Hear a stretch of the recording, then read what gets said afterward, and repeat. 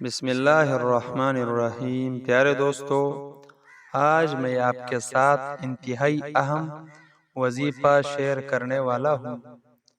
جو شخص یہ چاہتا ہو کہ اس کو کوئی مشکل ہے لیکن حل نہیں ہو رہا ہے، کسی عامل کے پاس جا رہا ہے اور تعویذ کے لیے جا رہا ہے کسی کے پاس، اور ان سے ہزاروں لیتے ہیں، تو میں آپ کو انتہائی اہم، انتہائی آسان وظیفہ بتاتا ہوں۔ آپ کو جو بھی پریشانی ہے، جو بھی مشکل ہے، جو بھی غم ہے، جو بھی تکلیف ہے، آپ یقین کے ساتھ کرو، آپ پابندی کے ساتھ کرو۔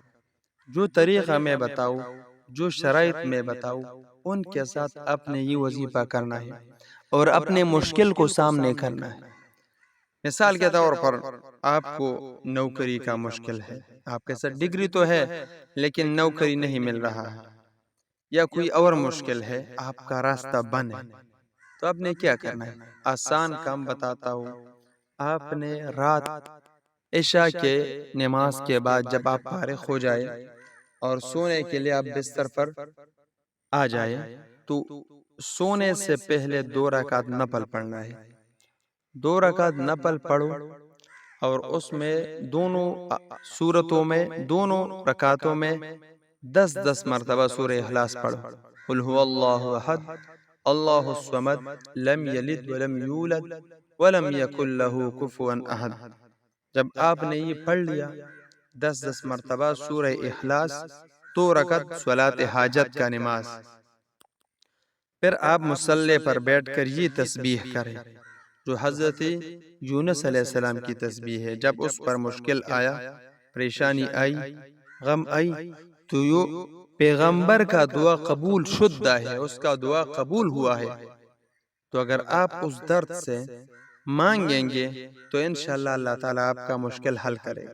دعا آسان ہے لیکن کچھ شرائط ہے، آپ نے اس میں ناغہ نہیں کرنا ہے، چھٹی نہیں کرنا ہے۔ نمبر 1، اگر چھٹی ہو جائے تو پھر وہ تسبیح مثال کے طور پر 313 بار ہے، آپ پھر اس کو صبح پڑھو لیکن عمل کو چھوڑنا نہیں ہے۔ دوسرا، آپ نے حرام مال سے اجتناب کرنا ہے، حرام رزق ہو، حرام بجلی وغیرہ ہو، حرام زمینیں ہو۔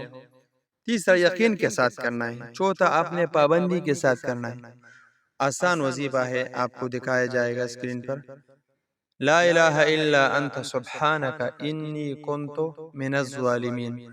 لا الہ الا انت سبحانک انی کنت من الظالمین۔ جس طرح میں پڑھ رہا ہوں نا، آنکھوں کو بند کر کے اور مصلی پر بیٹھ کر اور اپنے مشکل کو سامنے رکھ کر اور ملنگ ہو کر، فقیر ہو کر، اللہ کے سامنے گڑ گڑا کر، لا الہ الا انت سبحانک انی کنت من الظالمین، لا الہ الا انت سبحانک انی کنت من الظالمین، آپ نے اس طرح پڑھنا ہے۔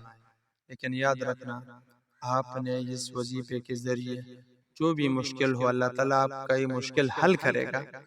لیکن مجھے بھی دعاؤں میں یاد رکھو اور اس وظیفہ کو شیئر کرو تاکہ دوسرے لوگوں کو آپ کے ذریعہ فائدہ پہنچ جائے۔